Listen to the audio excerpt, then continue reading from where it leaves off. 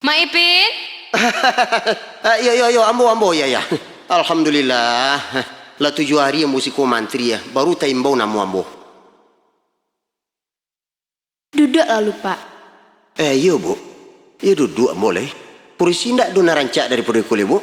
Lai Pak, di toko perabot ada mah Pak. Tipe bara ada Pak. Iko rumah sakit kok kadai? Rumah sakit mah Pak. Apa berang-berang se, ambo bagarahnya. Apa kah bapak kamari? Jadi rencana ambo kemari kabar ube mah bu. Lai tahu ambo apa kabar ube. Tu makonya ambo batanyo mah. Namo apa sih ya? Namo dia gede orang gae kawan jodoh sana ipa bisan join dua bako main bau Mak Ipin. Oh, Mak Ipin. Sabantar ya Pak. Mak Ipin. Yo mantu iko Pak. Ya bentuk itu bentuk caci yang babui. Ya bentuk itu bu ya. Tunggu apa sebentar lu di. Ambo imbon tukang pareswe lu. Jangan kama-kama lo Pak. Adi. Dela, mau orang kadu be antu? Iko nyo Pak.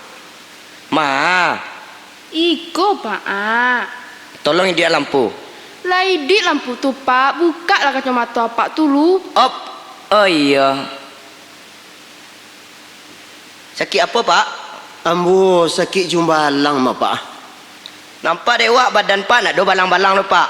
Iyo nak do balang-balang lo pak. Tapi yo pak presu lah badan ambo kuah la ilaha illallah lo pak. Kamari Pak lulah. Jadi pak. Nak do ba do Pak Kecil apa ndak adu ba do badan ambo sakit Nak ado ba do Pak Talingo dah ba do kania nak ba do badan nak do angek do apa kadang-kadang ba Pak ko. Kamari so tu indak. Pak, nan sakit ndak di sini no pak. Kok gigi ambo kok balang-balang pak? Kata. Oh, gigi. Ambek capa. Ambo imbon dokter sabana